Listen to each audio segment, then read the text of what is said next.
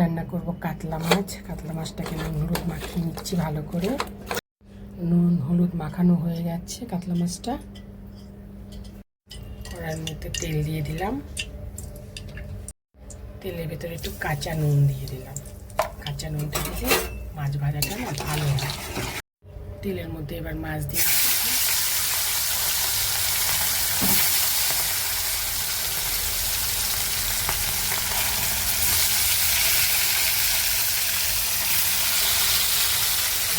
ভাজা হবে। এগুলো মাছের মশলা, লঙ্কার গুঁড়ো, জিরে গুঁড়ো, হলুদ গুঁড়ো, নুন, আদা বাটা, এটাকে একসাথে একটু জলের মধ্যে একটু ভিজিয়ে রাখবো। এই হলো আলু, লম্বা লম্বা করে কেটেছি আলুগুলো, হচ্ছে মাছের আলু। এবার আলুটাকে মাছের তেলেই ভাজা করব।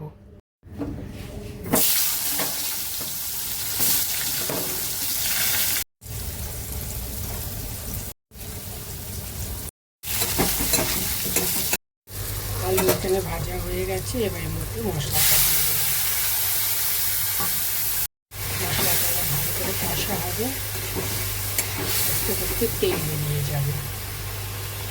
এই হলো মাছ ভাজা।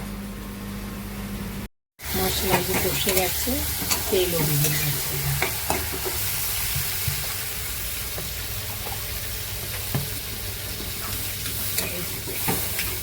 মশলাগুলো টকবক করে ঝোলটা ফুটবে, তখন এর মধ্যে মাছ দিয়ে দেবো। করে ফুটছে, এবার এর মধ্যে মাছটা দিয়ে দেবো।